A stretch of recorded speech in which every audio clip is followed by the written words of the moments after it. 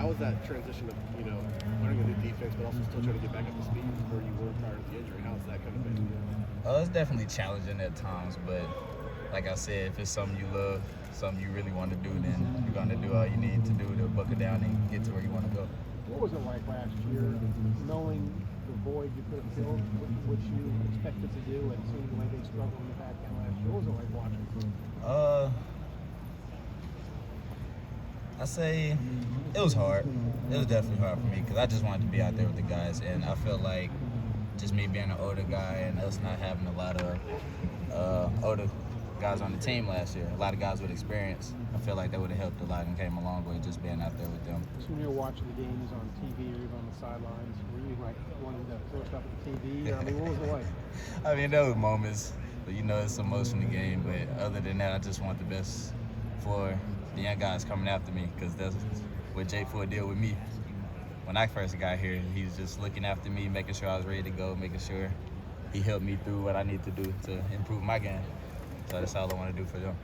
For any young player here, talking about that, how important is that older guy when you get here who maybe takes you under his wing or shows you the ropes or that kind of thing? What does that do for a young player?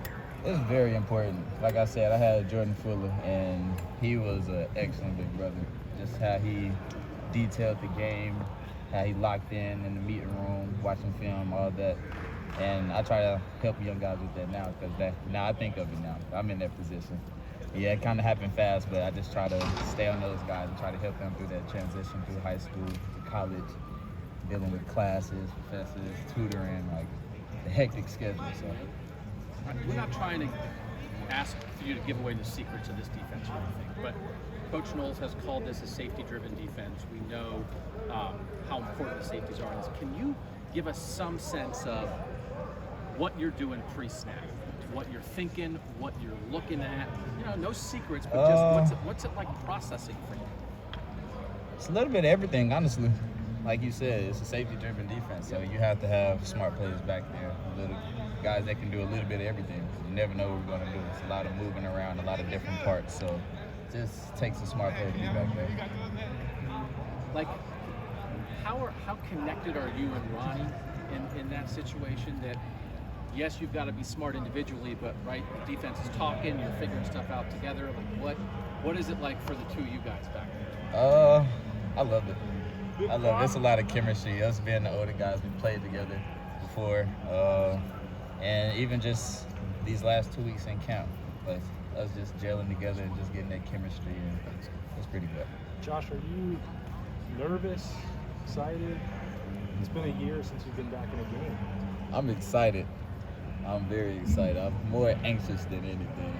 Do you feel like, I know how excited you were about the progress you were making in camp last year and what that year was going to be like. Do you feel like you're at that same point now? Beyond that, better than what you were anticipating a year ago? Can I put that on? I haven't really looked too much into that, but I'd say just my mental focus is a lot different. Even from last year, yeah, I thought I was ready to go, but mentally I'm stronger. Like I feel like I learned a lot more. I can see different things. So yeah, how can you